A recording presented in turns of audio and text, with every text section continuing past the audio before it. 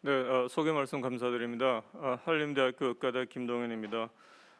좀 다른 일정하고 좀 겹쳐서 진행에 혼선을 드리게 돼서 죄송합니다. 제가 오늘 말씀드리고자 하는 내용은 방역 인프라를 위한 공중보건 체계 구축 방안이 되겠습니다. 목차는 지금 이제 코로나의 상황이 약간 인터미션에 놓여 있기 때문에 한 번쯤은 이제 복귀를 해볼 필요가 있겠다는 생각이 있고요. 이 감염병 팬데믹의 문제를 공중보건학적으로 어떻게 이해해야 되는지 부분하고 그리고 이런 이해를 기반으로 해서 공중보건 인프라, 퍼블릭 헬스 인프라스트럭처에 대한 말씀을 드리고자 합니다. 이제 복귀를 한다라고 하는 게 어떤 누군가의 어떤 정치적인 책임을 묻고 이런 차원하고 좀 달라야 된다고 생각을 하고요. 이 어떤 팬데믹이든 팬데믹 감염병 어떤 감염병 위기에 대한 대응은 1차적인 목적은 일단은 커브를 프래트닝 시켜야 되는 거라고 볼 수 있습니다. 어떤 의료 체계든 이렇게 치솟는 상황을 그냥 지켜보고 있으면 감당할 수가 의료 자원이 감당할 수 있는 헬스케어 리스판스 커패시티를 넘어서기 때문에 이제 그렇게 하기 위해서 우리가 확산 억제 전략도 쓰고 테스팅, 트레이싱, 아이솔레이션 앤 쿼런틴 TTIQ 전략도 쓰고 그 다음에 이제 미티게이션이라고 해서 다양한 스펙트럼의 소셜 디스턴싱 가장 극단적인 경우 이제 락다운까지 가게 되는 이제 그런 전략을 쓰게 돼서 전파 속도를 늦추고 환자의 위험도를 낮추고 또 정상적인 어떤 헬스케어 시스템이 펑션하도록 하는 게 이 전체적인 이 전략의 내용이 되겠습니다. 근데 이제 우리나라 같은 경우는 이제 확산 억제 전략을 2년 동안 꾸준히 수행을 해 왔고요. 물론 이제 미티게이션 전략도 같이 병행을 했습니다. 근데 다른 나라들처럼 아주 어떤 그 하시한 아주 강력한 조치를 했다라기보다는 단계적인 소셜 디스턴싱을 했던 겁니다.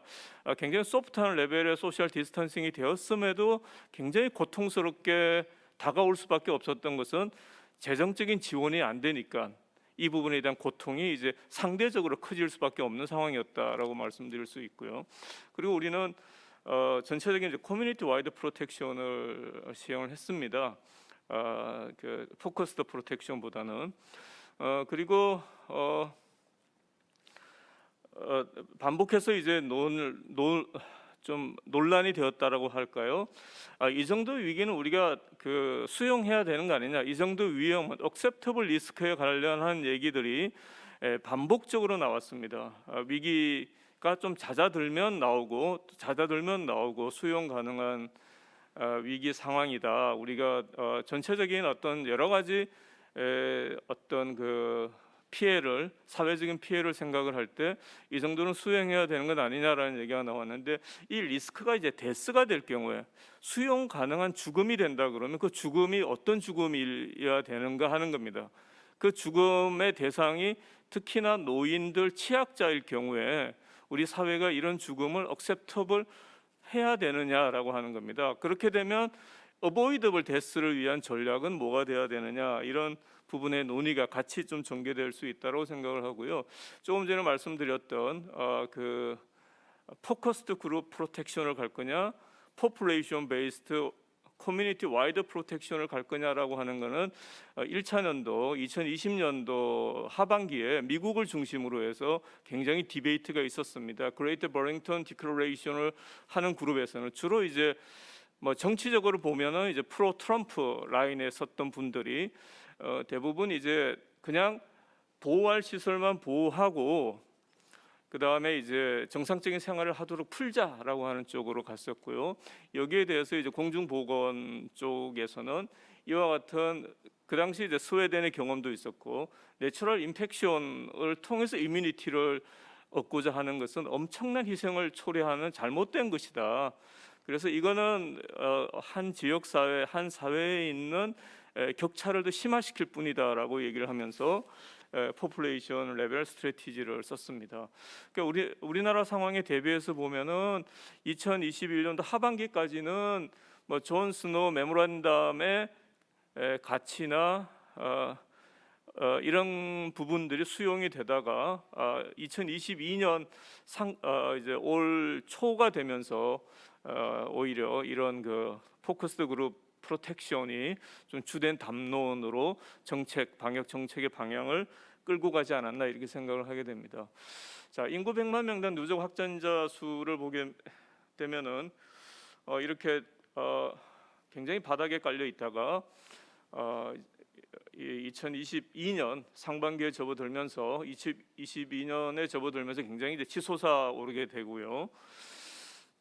이건 이제 누적 100만 명당 누적 사망자 숫자입니다. 전체적으로 보면 여타 다른 많은 나라들에 비해서 우리나라가 굉장히 사망률이 누적 사망자 인구 100만 명당 사망률은 낮습니다. 그러니까 이게 이제 그런 대로 잘했다라고 하는 하나의 이제 결과적인 자료가 되지만 문제는 이게 이제 이거는 뭐 경제적인 부분이니까 그냥 넘어가겠습니다. 문제는 우리의 그 방역 과정을 보면 크게 이제 좀 시기에 따라서 너무나 큰 차이를 보인다라고 하는 겁니다. 주로 이 구분은 제가 임의적으로 나눈 구분인데 1월 초, 1월 하순까지를 봐서 확산 억제기. 물론 그 일상회복위원회 활동이 시작하면서 단계적인 완화로 넘어가게 됩니다. 그리고 이제 1월 하순이 되면서 이제 전면 완화로 들어가게 되는데 그 이후에 한 3달 과정은 이 확산이 되고 있는 과정에 대한 어떤 방역적 조치도 쓸 수가 없었다, 쓰지를 못했다라고 하는 겁니다. 그렇기 때문에 지난 2년 동안에 한 6,500명의 사망자가 있었는데 요 짧은 3개월 동안에 17,000명의 사망자가 나오게 됩니다. 이게 이제 인구 100만 명당 요 시기별로 확진자 숫자를 보여주고 있는데 여기 보여주는 주요 나라들은 이제 비교가 되는 나라들인데 모든 이게 전부 이제 오미크론 시기에 벌어진 상황입니다. 오미크론은 우리나라만 당한 게 아니고 이 작년 12월서부터 모든 나라들이 오미크론 위기에 노출되는데 오미크론 서지에 노출되게 되는데 왜 우리나라만 이렇게까지 많은 확진자 수가 발생했고 또 그 델타 위기가 끝나는 시점의 사망 수준에 비해서 오미크론 위기가 정점에 달았던 3월 하순경이 되면 30배 사망률이 급증이 되고 있습니다. 우리나라 같은 경우에 그러니까 백신 부스터 접종률이 30%도 안 되는 미국 수준에 근접하고 있고요. 영국이나 뭐 다른 나라 오스트레일리아 이런 나라들에 비해서 우리나라 사망률이 굉장히 높습니다. 그러니까 확산 억제도 못했고 발생한 환자에 대한 치료도 해내지 못했다라고 볼 수가 있습니다. 근데 이런 부분에 대해서는 이미 1월 달에 미국의 자료를 보면은 병원 호스피탈라이제이션이 증가하고 있고 사망자가 증가하고 있다라고 하는 워닝들이 나오고 있는데 우리는 오미크론은 감기와 같아라고 하는 다운플레이 담론이 지배하지 않았나 이렇게 생각을 하게 되고요. 특히 이제 가장 좀 안타까웠던 게 치명률이라고 하는 지표입니다. 치명률은 사망자가 10배 늘어도 확진자가 100배 늘면 치명률은 10분의 1로 줄어들게 됩니다. 그게 치명률이라는 지표의 특성입니다. 그래서 이게 Our World in Data라고 하는 것인데 CFR can be poor measure of mortality risk. 그러니까 CFR을 쓰지 말라는 얘기죠. 근데 우리나라 방역 당국하고 일부 전문가들은 반복해서 이제 CFR이 떨어지고 있다, 치명률이 떨어지고 있다 이런 판단을 했던 겁니다. 그래서 그런 이유로 해서 결국은 이제 all cause mortality 초과 사망을 봐야 된다라는 것이고요. 한 두어 달 늦게 나오는 자료이긴 하지만 우리나라가 초과 사망이 지난 2년 동안에 보이지 않았던 초과 사망이 한 68% 정도로 굉장히 많이 증가했음을 알 수가 있습니다. 사실 1월 초에 이건 이제 제가 간담회에서 했던 얘기인데 뭔가 좀 대응을 해야 된다라는 이제 말씀을 드렸고요. 전체적으로 보면은 일단은 플래팅을 하는 게 어떤 감염병 팬데믹의 원칙을 우리가 지켜내지 못했다라고 하는 겁니다. 그로 인해서 2년 동안의 방역 성과가 실종이 됐고요.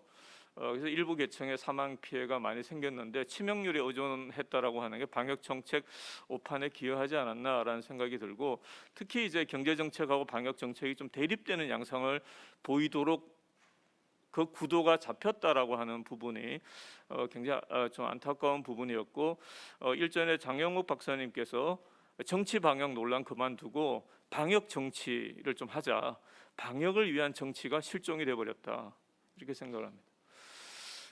지속적 방역 체계 구축을 위한 전략적 대응 방안, 이 슬라이드는 2년 전에 제가 국회 세미나에서 발표했던 내용인데 지금도 여전히 유효합니다. 2년 동안 반복해서 얘기를 하고 있는데 여기 내용 하나하나에 대해서 지속 가능한 방역 체계를 하기 위해서는 다 좀 우리가 해내야 되는 부분들이라고 볼 수가 있고요. 특히 이제 이런 그 위기 상황에 대한 대응에 있어서 끌고 가야 되는 가장 기본적인 원칙이 whole of government, whole of society, 전 정부, 전 사회적인 노력이 필요하다라고 볼 수가 있고요. 그다음 유엔에서 나온 보고서인데, 유엔의 그 경제 분과 쪽에서 나온 건데 강조하고 있는 게 solidarity and social integration입니다. 그러니까 이게 이제 정부하고 특히 이제 우리나라 같은 경우 정부의 경제 담당 부처에서 이런 그 솔리델리티, 정책적 공감이, 사회적 정책적 수단이, 정책적 방안이 좀 사회적인 연대를 포스터링하는 쪽으로 갔었어야 되는데 그러지 못했다라고 하는 게 안타깝다고 볼 수 있습니다. 그래서 저희가 다른 나라들은 지원을 통해서 사회적인 자본을 엄청 쌓아갔다라고 보여지는데 우리는 그렇지 못했기 때문에 그렇다고 볼 수 있습니다. 자, 이 부분에 대해서는 이 공중보건 체계는 이제 의료 체계하고 대비해서 얘기를 합니다. 의료는 환자를 진단하고 치료하는 쪽이라 그러면 공중보건 체계는 예방하고 건강을 정진시키는 체계를 우리가 공중보건 체계의 중심이라고 보고 있는데, 이런 이제 그 비슷한 문제 제기가 메르스 때도 나왔던 겁니다. 겉으로 드러나는 양상은 응급실이 붐비고 환자들이 닥터 쇼핑하고 이런 것들이 프록시멀 팩터지만 결국 그 펀더멘탈 쪽으로 가게 되면 보건 의료에 대한 사회적인 투자가 안 되고 있기 때문에 그럽니다. 왜 우리가 6인실을 갖고 있고 왜 우리나라 중환자실은 병상 수는 많은데 왜 항상 부족하냐? 다른 나라들은 중환자실이 전부 1인실입니다.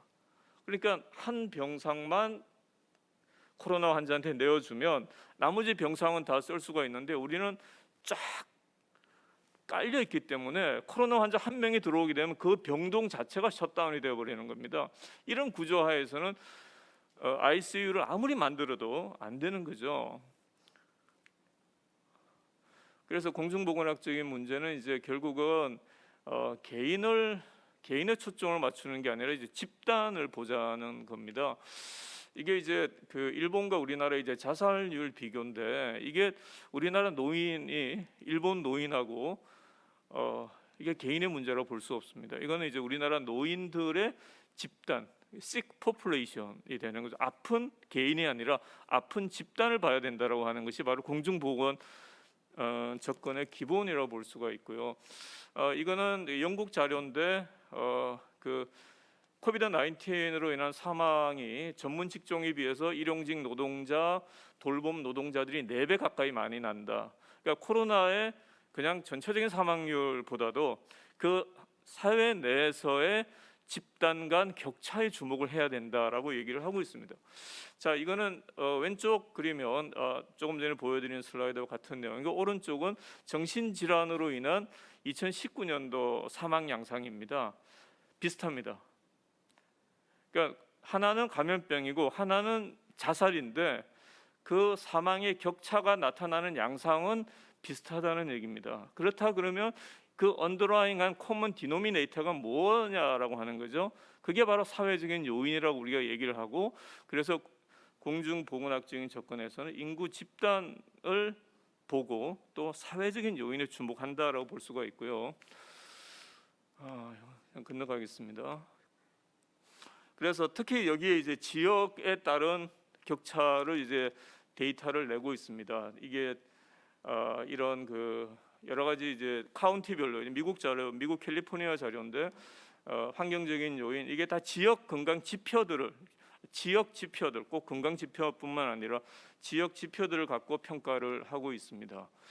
우리나라도 이건 좀 오래된 자료긴 한데 확진율하고 달리 치명률은 전혀 또 다른 양상을 보여주고 있다라는 걸 이제 보여주고요. 그래서 우리는 뭐 마스크 쓰자, 2m 거리 두자 이렇게 했는데 마스크 쓸 수 없는 환경, 2m 거리를 둘 수 없는 작업 환경, 아프면 3, 4일 쉴 수 없는 우리나라의 제도적인 문제 이런 부분에 대한 집중을 우리가 포스트 코로나 대응을 할 때 이런 부분을 해야 된다고 생각을 하고 있고요. 우리나라 폐렴 이렇게 걱정을 했는데 다 요양시설이라고 하는 것이 심정입니다. 네, 시간이 그래서 이제 공중보건학적인 접근의 기본 개념은 사회적인 맥락하고 포퓰레이션 퍼스펙티브를 갖고 가야 된다는 것이고요. 코로나19도 꼭 감염병 문제뿐만 아니라 이와 같은 뭐 만성 질환들에서도 여러 문제들이 더 커져가고 있다라고 얘기를 하고 있고, 그래서 이 WHO에서도 이제 보다 빌딩 백 베러를 위해서는 이런 그 NCD를 관리하기 위한 전략이 마련이 돼야 되고, 특히 이제 이것도 이거는 이제 아메리칸 하트 어소시에이션 임상학회 미국 임상학회에서 나온 건데 이제 어떤 구조적인 인종 차별이 코로나의 격차를 초래하는데 어떻게 작동했는지를 나타내는 보고서들입니다. 네, 이건 이제 얼마 전에 이제 그 WHO에서 나온 얘기입니다. 이제 건강 격차 문제를 이제 주목할 때가 됐다라는 얘기가 되고요. 그래서 어떻게 해야 되느냐라고 하면 우선은 공중보건이라고 하는 개념이나 정체성을 좀 복원을 해야 된다고 생각합니다. 우리나라는 보건 의료하면 이 꼴이 의료입니다. 의료.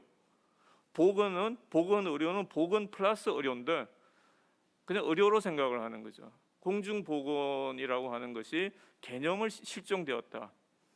그러니까 공중보건이라는 단어의 시민권을 좀 획득하는 게 필요하지 않나요? 공공의료하고는 다릅니다. 공공의료는 의료죠. 병원을 짓자는 얘기고, 공중보건은 이와 같은 사회적인 요인에 대한 건강관리를 할 수 있는 인프라를 갖추자는 얘기가 되겠습니다. 자, 이건 이제 미국 질병관리본부의 이런 그 퍼블릭 헬스 위크라고 하는 게 있고요.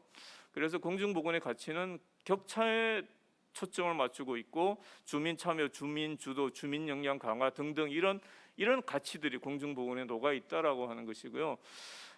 크게 이제 조직 기능 인력의 면에 있어서 뭐 조직은 기대를 하고 있는 것은 질병관리청이 질병관리청이 병원 조직은 아니지 않습니까? 방역 조직인데 그 방역 조직의 아이덴티티가 뭐가 되어야 되느냐 하는 것입니다. 그래서 이런 면으로 이제 질병관리청이 조직 강화를 해야 되고 좀 제안을 하고 있습니다. 질병관리청은 중앙정부 조직이지만 이제는 자치와 분권 차원에서 지방 정부에서도 이와 같은 역할을 해낼 수 있는 조직 구성이 마련이 돼야 된다라고 할 수가 있고요. 그리고 공중보건연구원의 기능이 좀 있어야 된다. 지금 질병관리청 산하에 국립보건원이 있습니다. 근데 국립보건원은 바이오메디컬 리서치 중심입니다. 근데 이와 같은 공중보건 퍼블릭 헬스 사이언스를 하는 데가 없다고 볼 수 있습니다. 보건사회연구원이 이제 그 역할을 해주고 있어서 항상 고맙게 생각을 하고 있습니다. 지역보건소는 지금 이제 기능 개편을 하고 있는데 너무 기능적으로 접근을 하고 있어서 이제 지역보건소가 그 동안에 어떤 성과를 냈고 또 왜 올 상반기에 녹아내릴 수밖에 없었는지, 오미크론 서지가 오면서 보건소가 녹아내릴 수밖에 없었던 그 어떤 구조적인 문제에 대해서 좀 해결을 해 나가야 될 거라고 생각을 하고요. 결국은 어떻게 우리가 이런 인력들, 이런 문제를 공중보건 퍼블릭 헬스 프랙티스를 할 수 있는 전문적인 인력을 어떻게 양성을 해야 되나. 그러니까 굉장히 출발점에 놓여 있다라고 생각할 수 있겠습니다. 네, 결국은 이런 부분에 대해서는 좀 대대적인 조직 진단, 행정적인 조직 진단이 필요하고, 일단은 이 질병관리청이 좀 그런 역할을 해주기를 좀 기대를 하고 있습니다. 예, 그 다음에 그 북한의 문제라든가 백신 포올의 문제라든가 글로벌 헬스 시큐리티의 문제는 지난주에 또 제가 사회보장 포럼에서도 이제 말씀을 드렸기 때문에 여기서는 그냥 건너뛰도록 하고요. 그래서 원래 이게 마지막 슬라이드인데 제가 보내드릴 때는 back to better normal이었는데 제가 이제 문건을 보다가 바꿨습니다. 보다 더 공정한 노말로 가야 되겠다 이런 생각을 하게 됩니다. 네, 이상입니다.